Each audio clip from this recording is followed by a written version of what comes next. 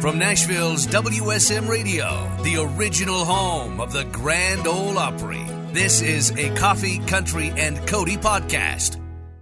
Hey, it's Charlie Matos, and in this episode of our Coffee, Country, and Cody podcast, what a fun morning it was with Aaron Weber. Funny man. Always love having Aaron on the Grand Ole Opry stage, and he was getting set for a Friday and Saturday night gig at the Grand Ole Opry. Of course, he's featured on the Nate Land podcast with Nate Bargatze, Dusty Slay, Brian Bates, and Aaron, of course, a part of that very popular podcast. And I hope you enjoy our Coffee, Country, and Cody podcast with Aaron.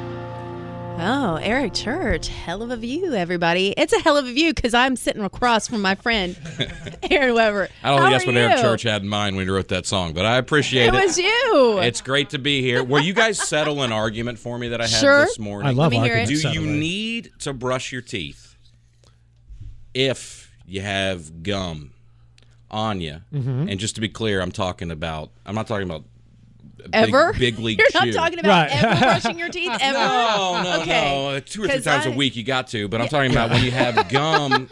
I'm talking medical strength Trident White, just to be clear. Okay. That's enough, right? Well, I'm just gonna go on record saying, you know, I think you probably wouldn't hurt you. Probably wouldn't hurt you just before you go to sleep. You'll pass the smell test. I'll give you that much. That's all I'm worried there. about. That's all I'm worried about. That's really all it is. Mm-hmm. What's Gary Mueller's great line? Just brush the ones you want to keep. That's right. No, I've never heard that. That's very funny. Yeah. Our dentist used to say that to us all the time. Brush the ones you want to keep.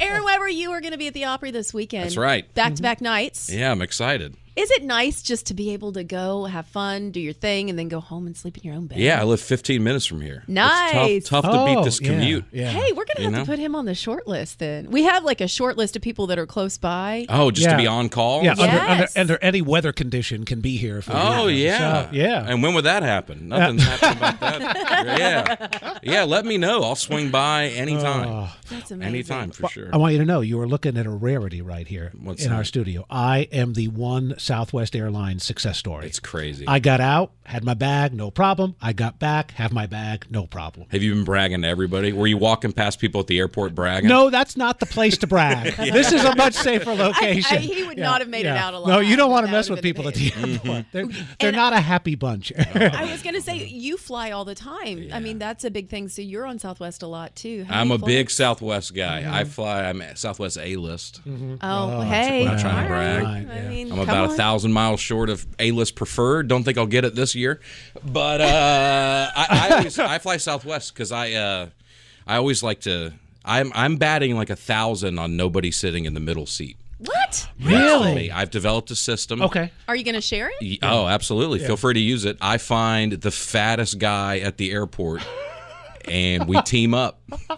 And we create the least desirable middle seat in the history of airline travel. Armrest up. The armrest 2 inches. I'll stare people down like I dare you to sit here. Like it's that bad.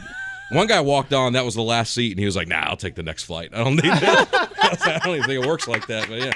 I have a pretty good batting average. Because they always say the flight's completely full, right? And you know they're lying a little bit.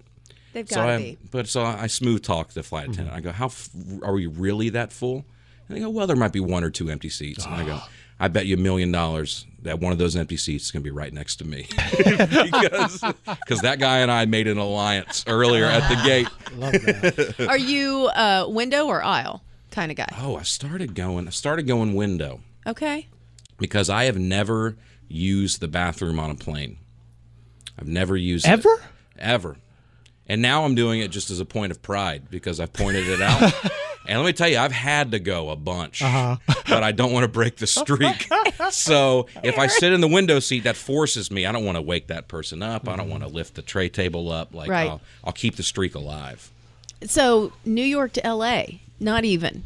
Well, I'm flying Southwest, so that's about 2 stops between New York and LA. Okay. But yeah, I'll go in at the airport, but not on the plane itself. Eric can make it to Raleigh just fine. Right. Yeah. No big deal.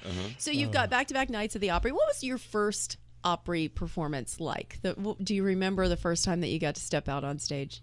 I do. I hosted. I was there for your debut. Host. Yeah, it was a really big deal for me. I don't think I stood in the circle for a second because they kind of beat it into your head what a big deal it is to stand in that circle. So it's very intimidating.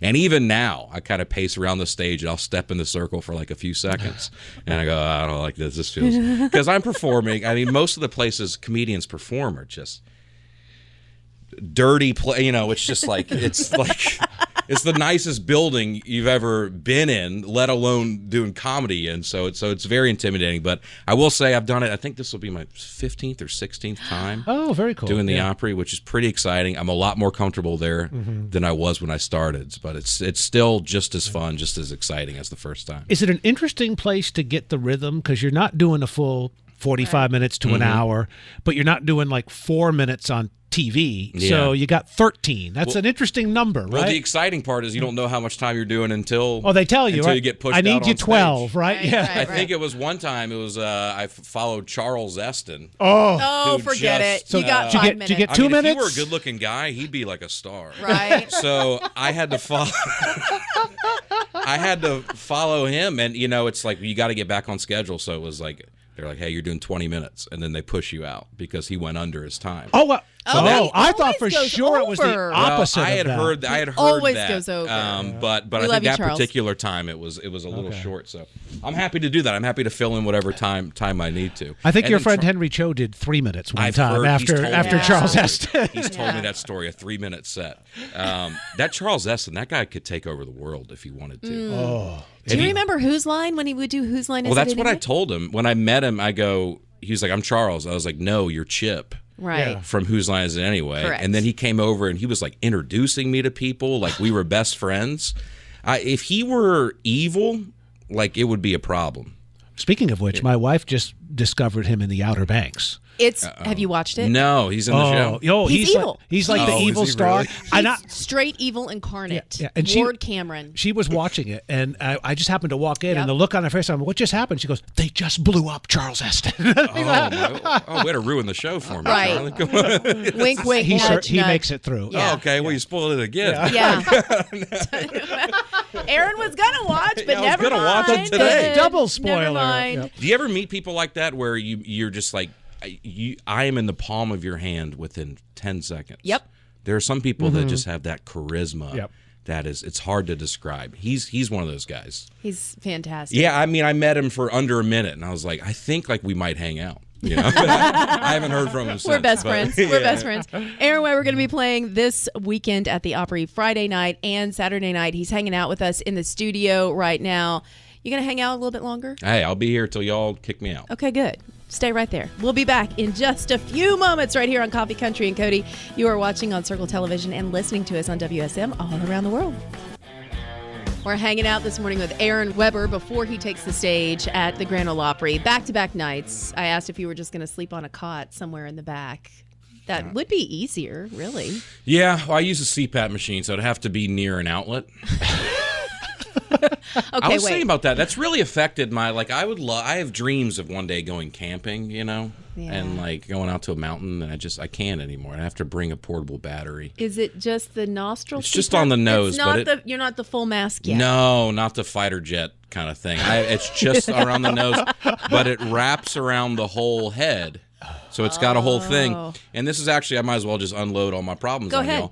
y'all. It's causing my skin to break out because of the mask on my face. So I read online that somebody recommended I wear a do-rag when I sleep to protect my skin. So I've been doing that. So it's a tough look when I go to bed. It's me in a do-rag and a CPAP. You're like an NFL quarterback. Full on.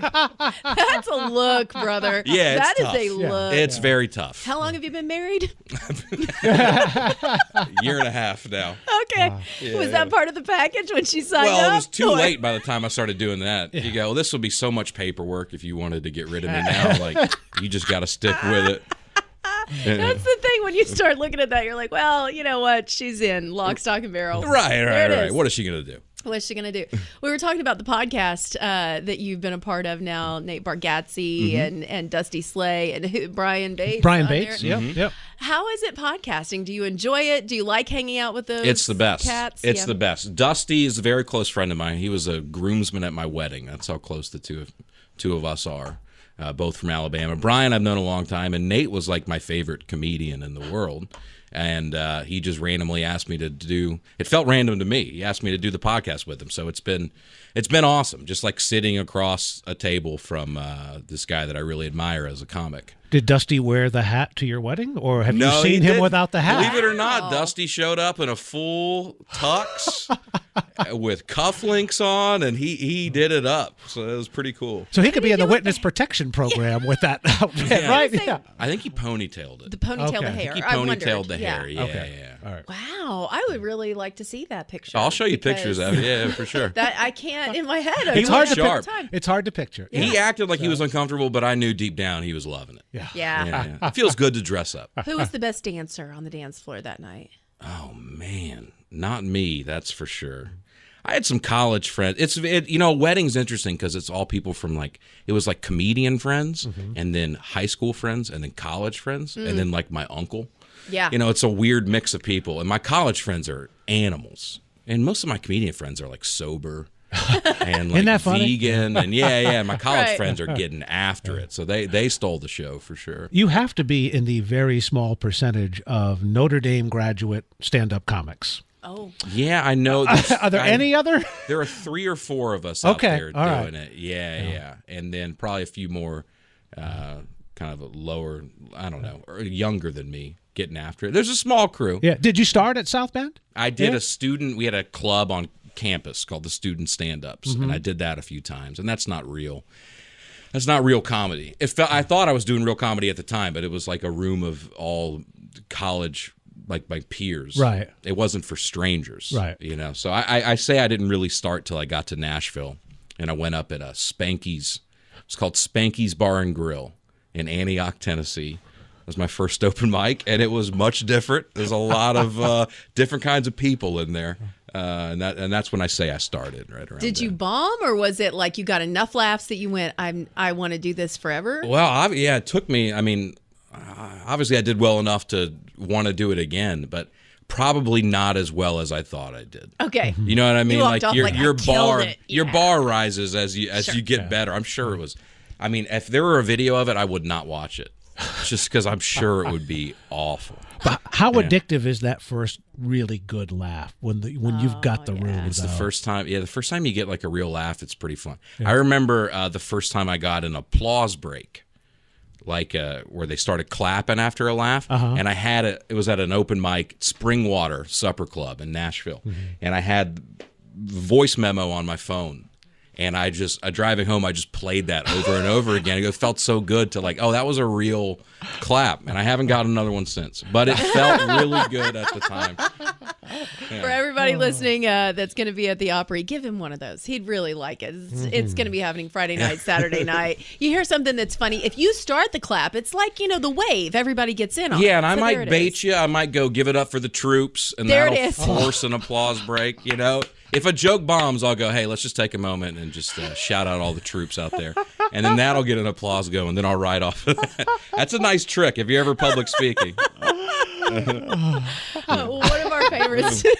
I said, I remember when I brought you out for the first time and I was backstage and I heard you start your whole show with the trip to the Goodwill. I was literally in tears Oh, behind thank the you. scenes. Yeah, well, I talked about I lost weight last year, and I feel dumb talking about it now because I've gained a lot of it back. But I'm still lower than what I was. But I got to a point where I had to buy new clothes, so I go into not new clothes, but I went to Goodwill to buy different clothes, and I was just disappointed by the big and tall section. Is just, I mean, they don't even hang it up.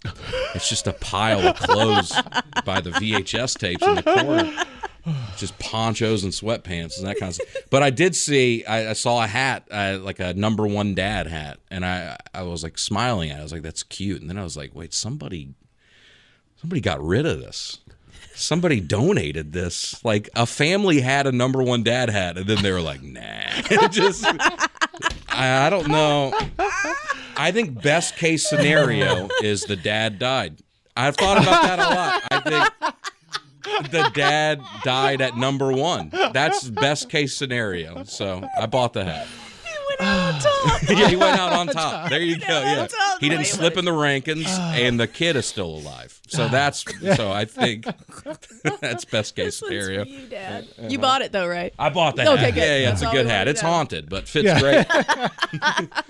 Man, it's so good to talk to you. Thank you so much for coming in. Absolutely. You got Anytime. shows coming up. You're going to be in New Brunswick, New Jersey. New Jersey. Raleigh, North Carolina. Omaha, a bunch of places I've never been. So if you're out there Yeah. listening, come see me. It's a fun show. Asheville, North Carolina after that. And then you're back here just around St. Patty's Day. Oh, nice. March, right? Yeah. Yeah, good March deal. 15th, in case you don't know where you're going to be, because I know that you're going to be a lot of places. Yeah, good And deal. tomorrow at the Grand Ole Opry. Tomorrow at Yes. the Grand Ole Yes. Opry. I'm Yep. excited. Yep. So good. Happy New Year.